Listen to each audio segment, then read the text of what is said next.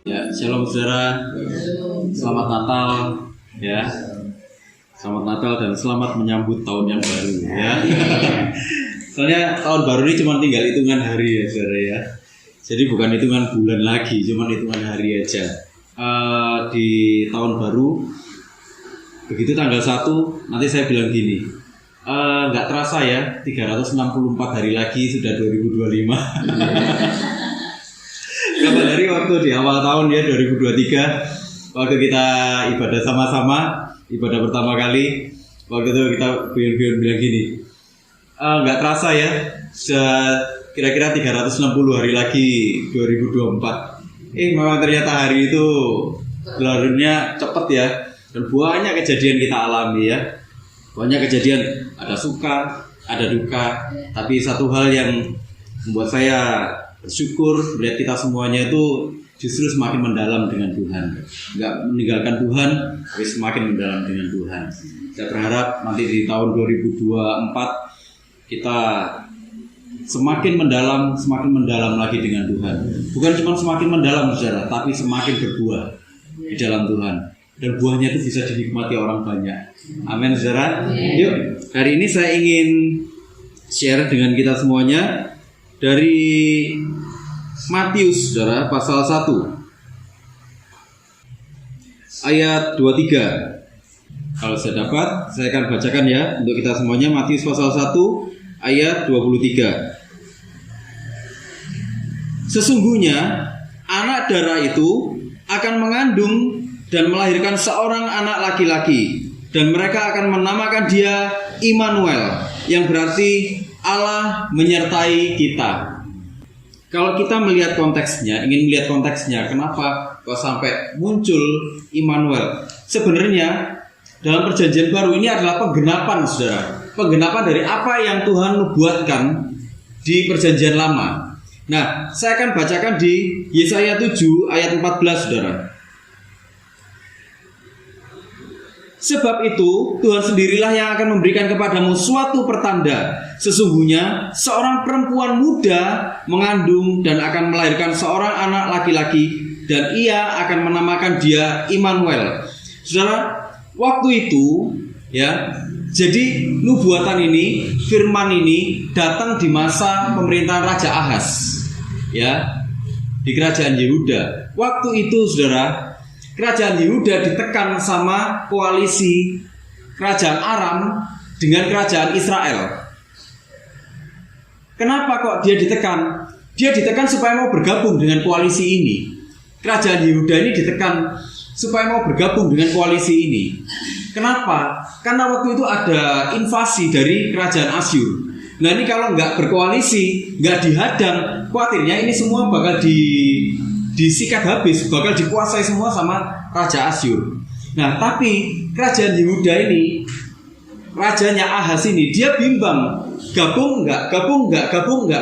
Akhirnya ditekanlah oleh dua raja ini saudara, dua kerajaan ini, Raja Aram dengan Israel. Majulah mereka mengepung Yerusalem. Takut dia, Ahaz ini takut sekali. Dia bimbang hatinya, tawar hatinya, kecut hatinya, dia takut sekali. Itulah kenapa Tuhan kirim Yesaya untuk menguatkan hatinya. Saudara, Ahaz ini bukan raja yang baik-baik saja. Dia bukan raja yang takut akan Tuhan. Dia raja yang bejat saudara. Dia bahkan mengorbankan anaknya. Anaknya ini dikorbankan nyawanya, dikorbankan ke berhala-berhala. Jadi ini bukan raja yang takut akan Tuhan. Ini raja yang serong sekali, raja yang menyimpang sekali. Kalau kita baca dalam sejarahnya. Tapi Tuhan itu baik loh saudara. Tuhan kirim Yesaya untuk menguatkan hatinya. Supaya apa? Supaya dia kembali sama Tuhan. Ya, supaya dia kembali sama Tuhan. Saudara, kalau kita lihat orang-orang di Israel, di Yehuda, kalau kita lihat rajanya takut akan Tuhan, rakyatnya ikut takut akan Tuhan. Kalau rajanya bejat, rakyatnya ikut bejat, gitu loh saudara. Nah, datanglah Yesaya menguatkan hatinya supaya apa? Supaya dia kembali sama Tuhan. Kalau dia kembali sama Tuhan, kerajaan Yehuda nih, rakyat Yehuda itu juga akan kembali sama Tuhan. Ya. Tapi apa yang terjadi saudara? Ahaz ini punya rencana sendiri. Dia malah mengumumkan, menyatakan dirinya itu sebagai taklukan Raja Asyur. Dia datang ke Raja Asyur. Dia menyatakan dirinya adalah taklukan. Dia bahkan rela memiskinkan dirinya. Itu harta bendanya kerajaan dikasih semua ke kerajaan Asyur. Dia bahkan rela memiskinkan dirinya sampai seperti itu, saudara. Bukan cuma seperti itu, tapi dia terinspirasi dengan kehidupan penyembahan berhala Raja Asyur. Itulah kenapa dia minta dibikinkan mesbah. Bikinkan ini, dikirimkan ke imam di Bait Allah. Bikinkan ini, itu mesbah untuk dia menyembah berhala, niru-niru orang-orang kerajaan Asyur. Nah, saudara, dari sini konteksnya menjadi jelas. Tuhan itu gini, kamu gak usah takut. Sebenarnya kamu gak usah takut. Mereka tuh sebentar lagi musnah semua, kalah semua. Kamu gak usah takut. Kamu pasti bertahan. Tapi dia gak mempercayai Tuhan, gitu loh. Dia gak mempercayai Tuhan. Sampai Tuhan bilang gini, mintalah satu tanda, apapun tandanya, tanda ajaib, kamu pasti dikasih. Tapi dia bilang gini, enggak, aku gak mau minta tanda. Kenapa? Karena aku gak mau mencobai Tuhan. Padahal itu hati munafiknya Ahaz. Tuhan ingin hatinya kembali, tapi Ahaz gak ingin kembali. Nah, ya, itulah kenapa terus Yesaya menubuatkan, sebab Tuhan sendirilah yang akan memberikan kepadamu suatu pertanda. Sesungguhnya seorang perempuan muda. Ini banyak memperdebatkan ayat ini, seorang perempuan muda ini, tapi itu gak usah diperdebatkan. Kenapa? Karena dari perjanjian lama sampai perjanjian baru artinya konsisten. Jadi ini cuma orang yang cari-cari aja yang memperdebatkan ini, saudara. Ya, mengandung dan akan melahirkan seorang anak laki-laki dan ia akan menamakan dia Immanuel. Penggenapannya sempurna di perjanjian baru. Siapa dia? Yesus. Ya, waktu itu Yusuf galau, saudara. Loh, ini tunanganku kok sudah hamil duluan, gitu. Ini mungkin sekitar 700 tahun setelah nubuatannya Yesaya, saudara. 700 tahun setelah nubuatannya Yesaya, akurat sekali nubuatannya. Nah, Yusuf galau, saudara, karena kira-kira 2-3 bulan setelah Maria hamil, dia ngomong sama Yusuf, gitu loh. Dia baru ngomong sama Yusuf. Yusuf kaget, loh, ini gimana ini, gitu loh. Ini tunanganku sudah hamil duluan, bahkan sebelum menikah sungguhan, gitu loh. Ini masih bertunangan. Tapi di budaya Yahudi waktu itu, orang yang bertunangan itu ikatannya sudah seperti suami istri, tapi mereka nggak berhubungan badan, gitu loh, saudara. Ya, Yusuf galau, dikawin nggak ya, gitu. Terus nggak. Itulah kenapa malaikat datang sama Yusuf. Dikatakan di ayat 20, Yusuf anak Daud. Dikatakan Yusuf anak Daud. Kenapa? Karena malaikat sebenarnya sedang menunjukkan identitasnya. Kamu tuh keturunan raja loh. Dan yang akan lahirin nanti itu juga raja. Raja di atas segala raja bahkan.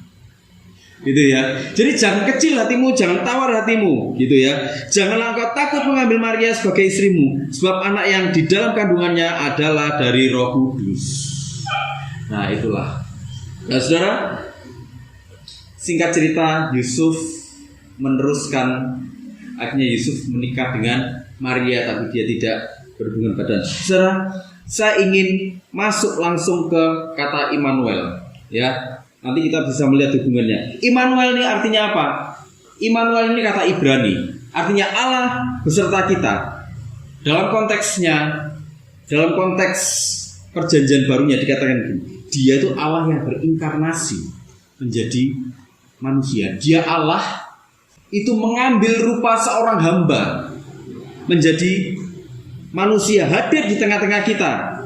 Supaya apa? Supaya hubungan kita dengan Allah itu diperdamaikan. Waktu manusia jatuh dalam dosa, hubungan kita ini rusak.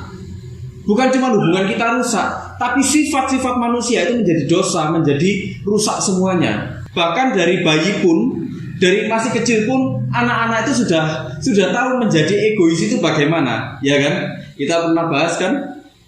kita pernah bahas bagaimana seorang anak kecil kalau ada mainan saudara dikumpulkan sama-sama, kira-kira apa yang terjadi? Rebutan, ya kan? Ada yang mau ngalah kira-kira? Yang ngalah biasanya nangis, ya kan? Laporan sama orang tuanya, wah mama, gitu ya. Anak kecil itu bahkan sudah tahu bagaimana menjadi egois, ya kan? Bagaimana berbuat dosa. Nah itulah kenapa Tuhan itu hadir untuk apa? Memperdamaikan manusia dengan Allah. Supaya apa? Supaya hubungan yang dirancang oleh Tuhan itu kembali seperti semula. Ya, kita sudah mulai belajar ya di perenungan penciptaan ya, tentang penciptaan. Bagaimana Allah sejak dari awal merancang manusia itu nggak bisa terpisah dari Tuhan.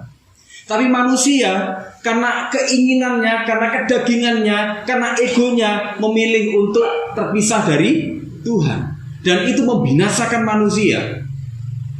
Nah, inilah hebatnya Tuhan. Inilah hebatnya Tuhan.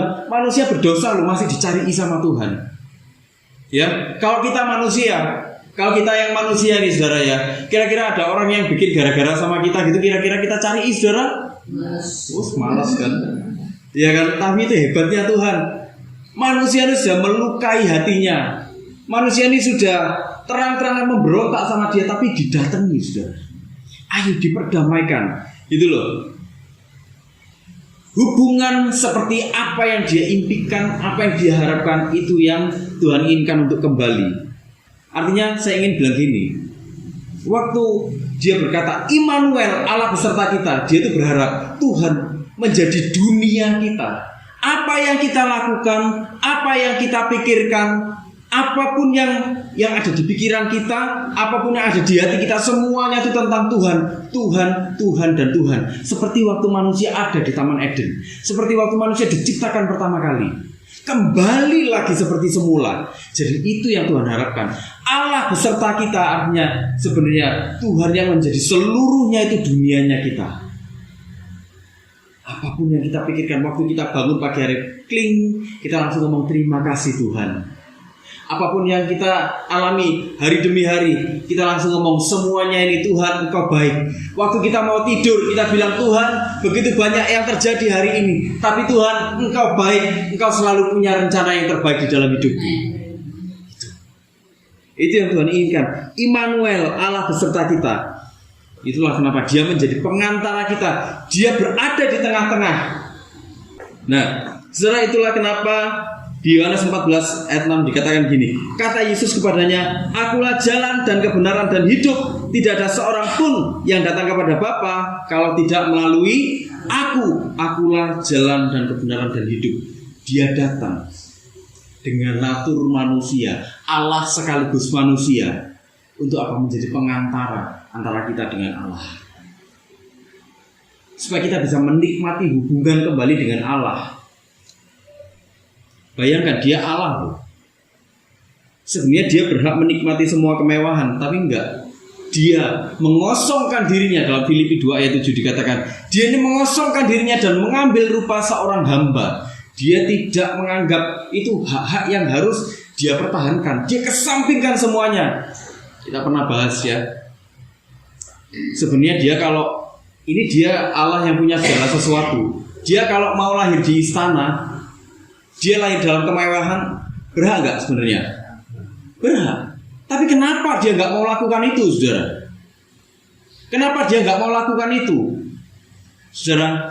Dia ingin dekat dengan hidup kita sehari-hari. Dia menikmati. Dia ada, dia merasakan semua penderitaan, kesusahan, kesulitan. Dia rasakan semuanya. Penolakan dia rasakan semuanya. Saudara, kalau dia lahir di istana, lahir sebagai seorang pangeran, kira-kira ada nggak yang berani mau lempar batu dia? Ada nggak yang berani, saudara? Ada nggak yang rame-rame mau mukuli dia, mau ngeroyok Tuhan? Ada nggak yang berani, saudara? Nggak ada yang berani ya. Tapi kita lihat di Alkitab bagaimana Tuhan itu bahkan mau dibunuh, bersekongkol mau membunuh dia, mau menangkap dia dan melempar dia dari tebing, mau ngeroyok dia, Kalau dia seorang pangeran, ada nggak yang berani kayak gitu? Nggak ada yang berani, saudara. Berani mikir aja sudah diceduk itu orang-orang itu, iya nggak? Tapi karena dia anak seorang tukang kayu, saudara, lahir di keluarga seorang tukang kayu, orang mungkin merasa berhak semena-mena dengan dia. Karena dia ini ada di lingkungan dia, orang dalam tanda kutip orang kecil, orang mungkin merasa berhak untuk bisa semena-mena dengan dia.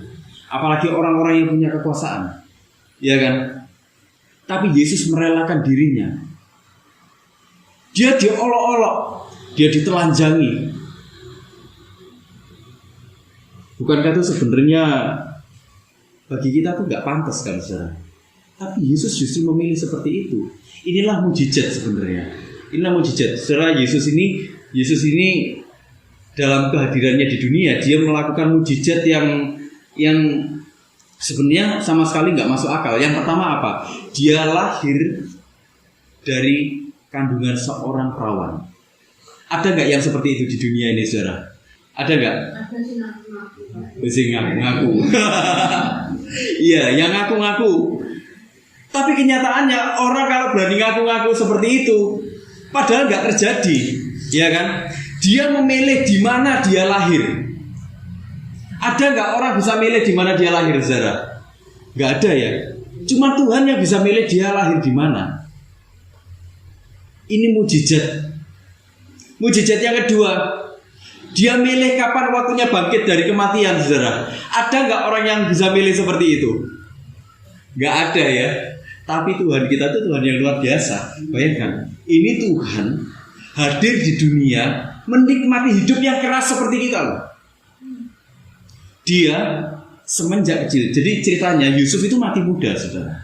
Yusuf itu mati muda. Jadi dia ini semenjak masih remaja mungkin bahkan itu sudah harus bantu-bantu Maria untuk cari nafkah, saudara. Untuk cari nafkah, menafkahi adik-adiknya, menafkahi keluarganya. Bayangkan loh. Dia menikmati kehidupannya keras seperti itu. Apa yang dia nggak pernah rasakan, saudara? Penolakan dia rasakan, penghinaan dia rasakan, kerasnya hidup dia rasakan semua. Itulah kenapa kalau kita datang sama Tuhan, Tuhan, aku mengalami seperti ini, Tuhan. Tuhan paham, saudara. Dia ini bukan Allah yang ongkang-ongkang kaki di atas, cuman ongkang-ongkang kaki di atas, nggak tahu lapangan, enggak. Ya kan? Ya kalau ini, saudara, manusia. Kadang-kadang dia cuma di atas saja, sudah ngerasakan yang enak-enak, dia nggak mau turun ke bawah. Ya kan? Dia ngerasakan yang enak, tapi Tuhan enggak loh. Dia turun ke bawah loh, saudara. Baikkan, dia tahu rasanya kehilangan, saudara. Bagaimana kita bisa melihat bagaimana dia menangisi Lazarus. Saudara, waktu dia menangisi Lazarus, dia enggak cuma nangis gini. Enggak gitu loh. Dalam bahasa aslinya, kita akan melihat satu nuansa, saudara ya. Dia nangis itu meraung-raung, saudara. Bukan nangis yang gitu, enggak. Dia nangis dengan suara keras, dia meraung-raung. Bayangkan betapa kehilangannya dia loh. Tapi dia ada bersama-sama dengan Maria dan Marta di titik terendah waktu itu. Itulah kenapa kita ini bisa mempercayakan hidup kita sama Tuhan, saudara. Saudara, dia Allah yang nyata di dalam sejarah. Bahkan sarjana-sarjana ateis pun meyakini bahwa dia Tuhan, Yesus itu benar-benar hadir di dalam sejarah. Lah kalau terus kita orang Kristen sendiri meragukan Yesus, itu bukankah sebenarnya pikiran yang keterlaluan, saudara? Ya kan? Itulah kenapa, saudara, nggak perlu kita khawatir, nggak perlu kita takut. Dia Allah Immanuel. Dia ingin menjadi pengantara kita. Dan dia buktikan itu dengan dia hadir. Dia menikmati semua, dia merasakan semua yang manusia rasakan, saudara. Ya. Dia ingin menyelamatkan, dia ingin memulihkan manusia. Memulihkan apa? Orang Kristen waktu berpikir soal pemulihan selalu ngomongnya apa? Pemulihan ekonomi, pemulihan kesehatan, dan pemulihan yang sifatnya fisik. Itu terlalu mudah bagi Tuhan. Ya, itu terlalu mudah bagi Tuhan. Saudara, Tuhan ingin membawa apa? Pemulihan hubungan kita dengan Tuhan. membawa kita ke dalam satu persekutuan yang indah, yang intim kembali dengan Tuhan. Waktu manusia diciptakan pertama kali, Adam dan Hawa itu bertemu muka dengan Tuhan. Dia ngomong tiap hari sama Tuhan, dia ketemu tiap hari sama Tuhan, dia menikmati kehadiran Tuhan tiap hari. Itulah kenapa dia ingin kita pun menikmati kehadiran Tuhan setiap hari. Itulah kenapa dia ingin sama seperti Adam dan Hawa yang begitu bangun. Dia memikirkan, apa ya yang Tuhan mau hari ini? Apa ya yang Tuhan ingin aku kerjakan hari ini untuk mengelola Taman Eden? Sama, Tuhan itu menginginkan kita yang seperti itu, saudara. Yang semua yang dipikirkan dan dilakukan itu adalah Tuhan, Tuhan, Tuhan, dan Tuhan. Tuhan, tapi aku butuh pemulihan. Tuhan, aku butuh pertolongan Tuhan. Aku lagi kesulitan. Saudara, terlalu mudah bagi Tuhan. Tuhan selalu punya sejuta cara untuk menolong kita. Amin, saudara. Saudara, waktu kita ada dalam pemulihan, waktu Tuhan menjadi dunia kita, ya, segala kerusakan total akibat dosa itu akan dihancurkan sampai ke akar-akarnya. Saudara, waktu manusia jatuh dalam dosa, apa yang terjadi sama manusia? Manusia mulai merasakan apa? Takut, bener nggak? Saudara, ada di antara kita yang nggak pernah merasakan takut? Wah, ada ya. Kecoa aja kadang-kadang kita takut loh, saudara. Bener gak? Kita kalau dideketi sama kecoa gimana, saudara? Iya, ada yang bilang, wis, udah tak pletet timbangannya aku sih kena, iya kan? Kadang-kadang ada yang lompat, ada yang lari. Waktu COVID kapan hari? Itu virusnya gak kelihatan loh, saudara. Tapi kita takut, bener gak? Akibat dosa itu apa? Binasa. Itulah kenapa manusia selalu cari-cari surga, bener gak? Apapun yang dilakukan, kalau kita berpikir dalam kerangka berpikir untung dan rugi, secara manusia itu selalu cari apa? Surga. Aku berbuat baik, beramal supaya apa? Masuk surga. Manusia selalu cari-cari surga. Gak boleh jahat sama orang, kenapa? Supaya apa? Masuk surga. Ya kan? Berbagi supaya apa? Masuk surga. Semua supaya masuk surga. Nanti kalau sudah masuk surga, kita mulai sombong. Di surga kita petentang-petenteng. Gara-gara aku dewe loh, aku bisa masuk surga. Nah, iya kan? Kebinasaan. Itulah kenapa manusia itu selalu cari surga. Manusia kalau, ayo, orang kebanyakan pergi ke gereja cari apa? Surga. Supaya masuk surga. Berdoa supaya apa? Masuk surga. Ya kan? Kasih persembahan supaya apa? Masuk surga. Kasih perpuluhan supaya apa? Masuk surga. Itulah kalau kita berpikir dengan kerangka yang salah. Apalagi akibat dosa, misalnya ketakutan. Kalau misalnya nggak datang ke persekutuan atau nggak datang ke gereja, takut apa? Takut bangkrut. Iya kan? Loh, ada. Saya sering ketemu orang bilang gini, ya, bilang gini, wah, kamu ya mengalami kesulitan keuangan ya kamu ya. Kamu udah ngasih persembahan belum? Gitu loh, saudara, pertanyaannya itu. Betul. Saya sering ketemu yang kayak gitu-gitu. Kamu sih belum ngasih persembahan, makanya kasih persembahan dulu ke gereja. Gitu. Akhirnya ngasihlah persembahan atau rutin datang ke gereja supaya apa? Supaya nggak bangkrut. Bener nggak? Ketakutan, kekhawatiran, keputusasaan itu adalah produk dari dosa. Dan inilah yang Tuhan basmi sampai akar-akarnya. Di dalam aku, kalau engkau tahu bahwa aku menjadi duniamu, kebahagiaan itu ada di dalammu. Engkau akan menikmati kehidupan. Dunia memang sudah gak sempurna, ya. Begitu manusia jatuh dalam dosa, itulah kenapa Adam harus mencangkul, saudara. Ya kan? Adam harus mencangkul. Dulu waktu masih di Taman Eden, ada gak ceritanya Adam disuruh bersusah payah seperti itu?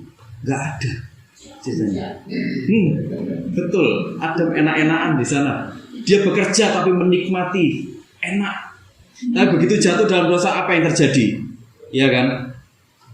Perjuangan kehidupan, gak ada yang sempurna. Tapi saudara, satu hal yang kita harus tahu pasti bahwa kasihnya, rencananya selalu sempurna di dalam hidup kita.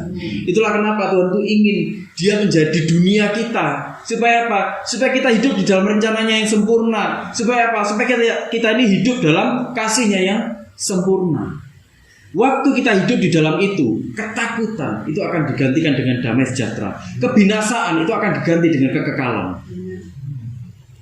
Jaminan Tuhan Allah beserta kita itu bukan cuma persoalan yang ada di dunia ini. Engkau akan dipulihkan, engkau akan mengalami pemulihan ekonomi, keuangan, finansial, kesehatan dan lain-lain. Enggak, bukan itu. Bukan cuma itu terlalu mudah bagi Tuhan. Tapi aku akan menjadi duniamu sampai di kekekalan. Itu loh. Itu maunya Tuhan, saudara. Jadi ini berbeda dari apa yang orang pikirkan. Itulah kenapa kita bisa mempercayakan 100% hidup kita pada Tuhan. Kita sekarang akhirnya memahami bahwa Dia, Allah yang 100% itu, mengambil rupa seorang hamba. Dia 100% Allah, 100% manusia. Nyata di dalam sejarah, saudara. Satu-satunya Allah yang hadir di dalam sejarah. Gak ada Allah lain yang hadir di dalam sejarah, terlibat di dalam kehidupannya manusia sedemikian intim seperti Yesus, saudara. Kenapa kok kita gak mempercayakan hidup kita sama Tuhan? Iya kan? Bukankah itu satu kesalahan sebenarnya? Saya, saudara ya, saya bukan gak bergumul, saya juga bergumul. Ya, jangan dibilang pendeta atau hamba Tuhan itu gak ada pergumulannya. Salah kaprah, saudara. Saya juga bergumul. Banyak pergumulan saya, saudara. Tapi dalam pergumulan saya semakin melihat betapa dalamnya kasih Tuhan itu. Saya justru makin, iya, Tuhan itu ternyata kayak gini ya. Iya, ternyata Tuhan itu kayak gini ya. Iya, ternyata Tuhan kayak gini ya. Di situ loh, saya menikmati betul kehidupan ini. Apakah pergumulan saya sudah selesai? Enggak, belum selesai kok. Belum selesai, saya juga masih bergumul. Waktu pergumulan selesai, ada pergumulan yang lain sudah menanti, saudara. Jadi saudara jangan enak-enakan. Tuhan, tolong aku lepaskan dari pergumulan ini.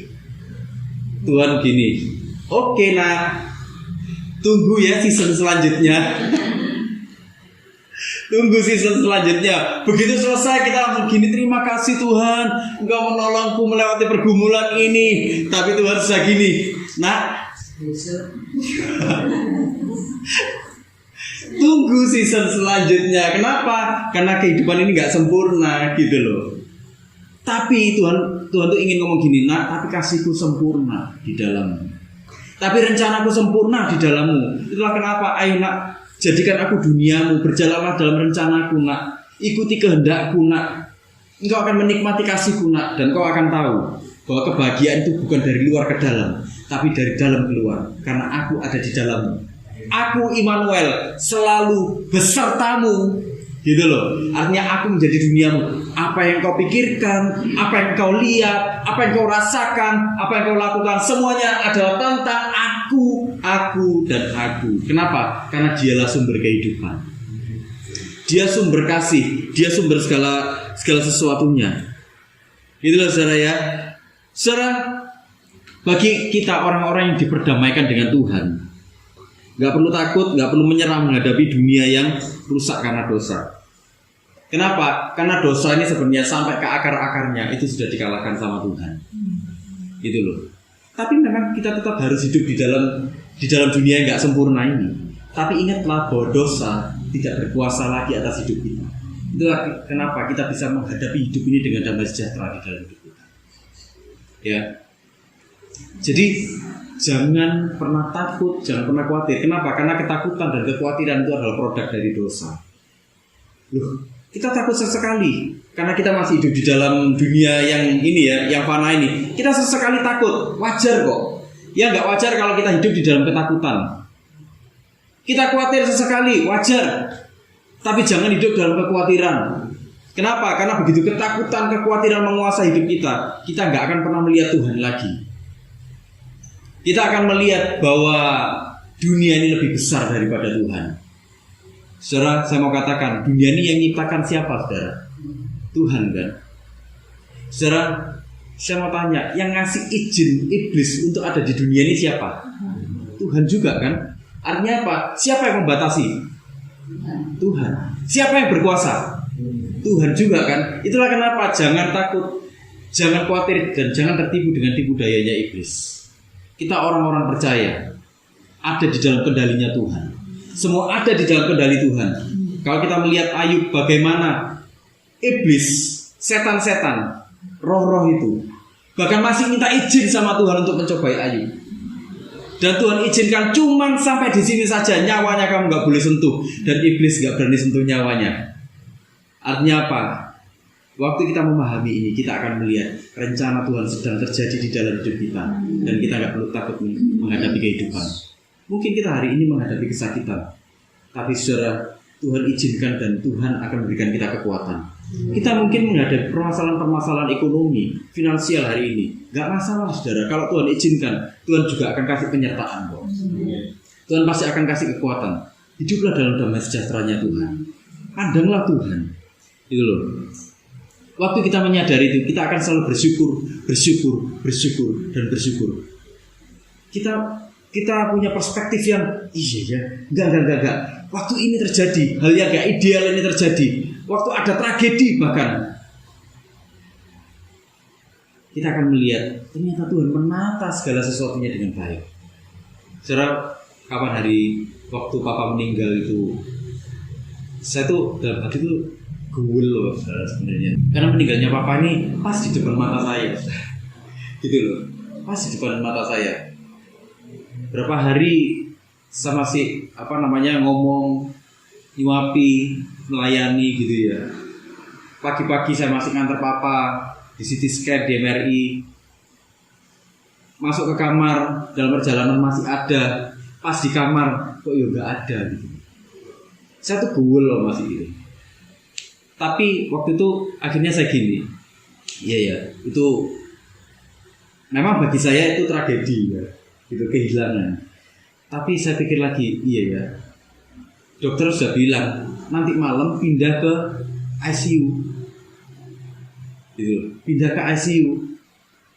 Papa pasti nggak mau, gitu loh. Papa pasti nggak mau jauh dari keluarga kan nggak boleh masuk, jauh dari keluarga. Terus kalaupun sembuh mungkin Papa juga nggak bisa normal lagi hidupnya. Saya malah berpikir, ya segala sesuatu itu pasti baik adanya. Semua itu pasti baik adanya. Kalau kalau Tuhan tuh ambil Papa sekarang, Tuhan tuh pasti punya perhitungan sendiri. Kita memang anak-anaknya itu mengusahakan supaya Papa ini hidup lebih panjang. Tapi kalau Tuhan punya rencana yang lain, semua itu pasti yang terbaik. Dan memang saya melihat bahwa semuanya itu ditoto sedemikian rupa sama Tuhan. Ditoto sedemikian rupa sama Tuhan. Itulah ajaibnya Tuhan. Jadi implikasinya dari Immanuel, yang pertama saudara, nikmatilah hidup. Gak perlu takut, gak perlu menyerah menghadapi dunia yang rusak ini. Sumber segala kebaikan, sumber kasih, sumber segala sesuatu yang baik adalah Tuhan. Nikmatilah semuanya bersama dengan Tuhan. Amin saudara. Implikasi yang kedua, saya gak akan lama-lama. Kita yang telah diperdamaikan dengan Allah harus membagikan harapan itu kepada sekeliling kita. Kita yang sudah menikmati Tuhan, kita yang sudah menikmati harapan kasih, kita harus melihat bahwa di sekeliling kita ada banyak orang yang gak merasakan itu. Dan mari buat mereka incit-incit, supaya pada akhirnya mereka menikmati Tuhan juga, sama seperti kita menikmati Tuhan. Amin saudara. Itu tanggung jawab kita orang percaya.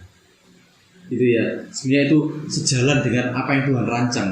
Waktu Tuhan bilang, beranak cuculah, berkembang biaklah, yang seperti kamu yang menikmati Tuhan ini, yang hidup di dalam rencana Tuhan ini, yang serupa dan segambar dengan Tuhan ini, harus semakin banyak jumlahnya di bumi ini. Gitu loh. Ya. Jadi implikasinya Immanuel, Tuhan beserta dengan kita.